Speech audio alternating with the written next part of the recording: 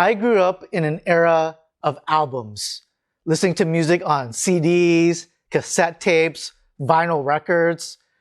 To this day, listening to music in 45-minute chunks still feels more natural than watching YouTube videos or streaming playlists. But the latest Aphex Twin release kind of crystallized a question that I've had in my mind for a while now, which is, are jams better than songs? Let's dig into it after the open.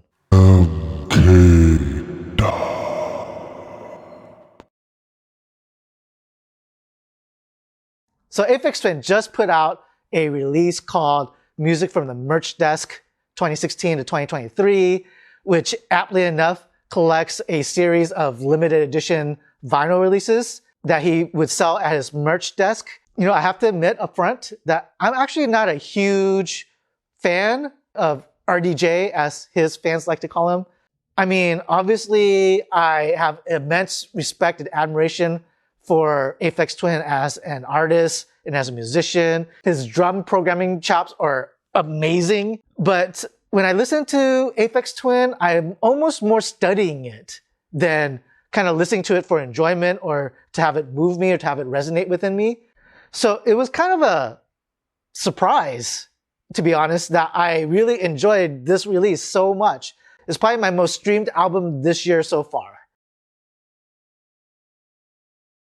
So compared to some of his other music, the tracks on the Merch Desk release sound more like jams. They're definitely less fleshed out than some of the songs on his regular albums, and I think that's what I like about it.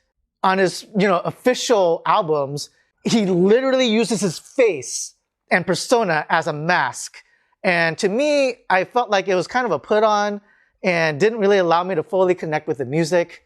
Here on these tracks, they just have a more personal vibe to me. It sounds like he's just kind of at home, making sounds that he enjoys, and not really thinking too much about how he can plaster his evil face on all these weird women's bodies.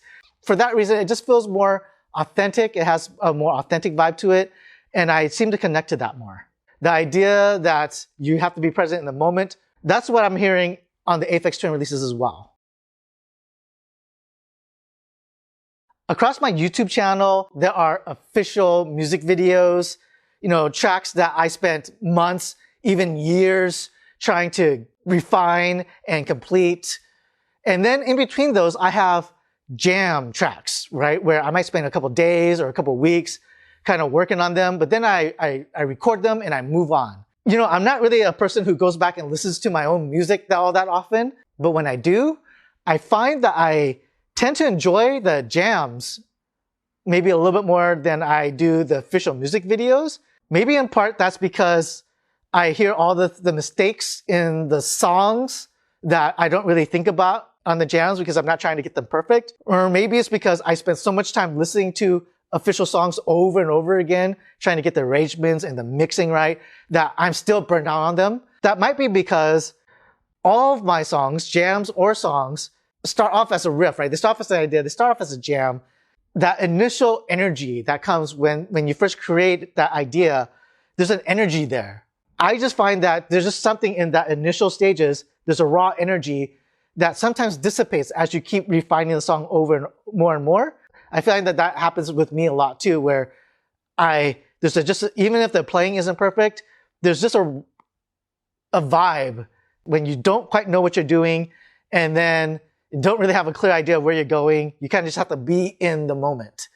And later on, as you start to refine things, then you kind of get more analytical about things, and maybe you just lose that presence of being in the moment, and the music reflects that as well. But at the end of the day, people's opinions about music really says more about them than it does about the music. And I'm no exception. I'm just at a stage in my life where maybe grandiose artistic statements just don't land like they used to. At this point, I'm not really focused on crushes or if I'm a rich pop star, I'm not really worried about being so rich or being stalked by fans. It's just not anything that's relevant to my life. I am just really focused on trying to be present in the moment. And I think that's why jam tracks, which do have that kind of vibe of being in the moment, really speak to me. Your mileage may vary, but in the meantime, no matter whether you're writing jams or tracks or huge epic songs, remember that the music we create is more powerful than the music we consume. So keep jamming.